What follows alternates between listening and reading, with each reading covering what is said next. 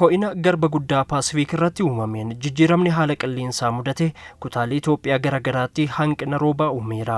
Gogiinsa mudateenis bineeldotni fi bineensotni bosonaa garmalee miidhamaniiru.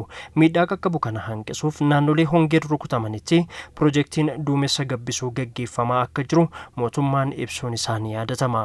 Piroojeektiin kun biyya hidha guddaa ijaaraa jirtuuf fala guddaa akka ta'es ibsama.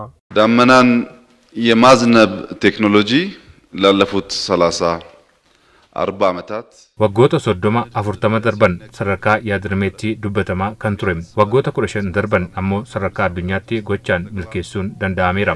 Yeroo ammas biyyoonni 50 ol irratti hojjechaa jiru. Itoophiyaafis piroojeektii baay'ee barbaachisaa ta'edha. Hidhaa gurguddaa ijaaruun anniisaa maddisiisuuf akkasumas jallisii fayyadamuuf kuufama duumessaa gara roobaatti jijjiiruun bu'aa guddaa laata. Koree gabbisa duumessaa biyyaalessaa keessatti hirmaataa kan jiran Inistituutii Meetiyoorooloojii biyyaalessaatti qorataan meetiyoorooloojii obbo Lataa Baqqalaan turtii Addis Miidiyaa Neetwoork Addis TV sagantaa afaan Oromoo waliin taasisaniin gabbisni duumessaa eegalame duumessa bittinnaa'e walitti qabuun hamma roobaa dabaluu irratti kan xiyyeeffate ta'uu himu. Duumessi uumame molekiyuulota bishaanii balali'aa jiran kana walitti sassaabuudha. Saayinsii isaa. Isa keessatti akka afaan faranjiidhaani cloud condensation nuclei jedhamu. Waansa kana keessatti dabalanii jiidhinsa sababa balali'uu sana akka walitti sassaabamu ta'ee innaa walitti sassaabamu giraavitiin immoo harkisaa rooba ta'ee bu'aa jechuudha.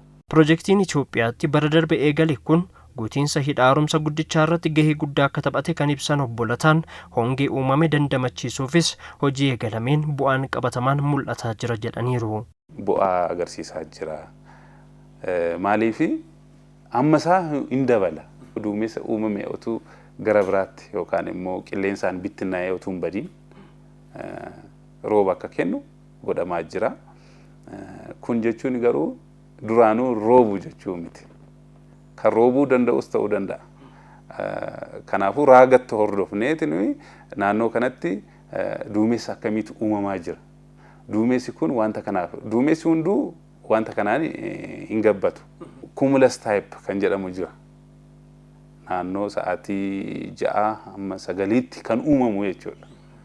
Duumessa akkanaatti kan fayyadamnu. Kanaafuu gara Booranaa naannoo Sumaalee tokko tokkottis wanti kun hojjetamaa jira. Hojii gabbisa duumessaa keessatti keemikaalotni faayidaarra oolan uumama irratti rakkoon fidan jira jennees gaafanneerra. Gosa soogiddaadha amma keemikaalli maqaa keemikaala waan ta'eef soodiyem kilooraayidii jedhama. Potaaseem kilooraayidii jedhama. Gosa soogiddaadha. Inni tokko nda'u soogidda nuyi nyaannu jechuudha. Gosa isaa ta'ee garuu waliin makamee gara ammaawwantiin isaa yookaan immoo hangi isaa baay'ee xinnoo kan ta'e haala paawudariidhaan duumessa keessa akka seenu godhama. Wanta kanarratti hammana kan qeeqa kaasan hin jiranii. Inni ilaalamus wanti kun waan lafarraa argamudha.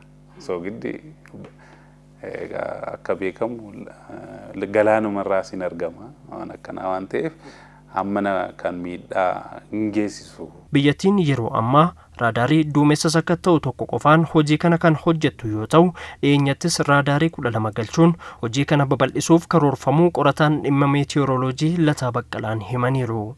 Yoo xinnaate raadaariin 12 nu barbaachisa. Yoo dabalame fi gaariidha. Isaa olis waan gaariidha. Insaan immoo giraawundi jeneetarii kana oomishuudha. Jechuun isa oomishuudhaan warra keemikaalota kana asumatti oomishuudhaaf hojiirra jira. Wanti kun immoo yoo ofiin hojjechuu jalqabame giraawundi jeneetarii kana iddoo adda addaa kaa'uudhaan itti fayyadamuudhaan rooba argame sana hamma isaa dabaluu karoora itti laatamee hojjetamaa jira. Akka muuxannoo addunyaatti gabbisni duumessaa hammeentaa roobaa haga 30% dabaluu akka danda'u ragaaleen ni agarsiisu.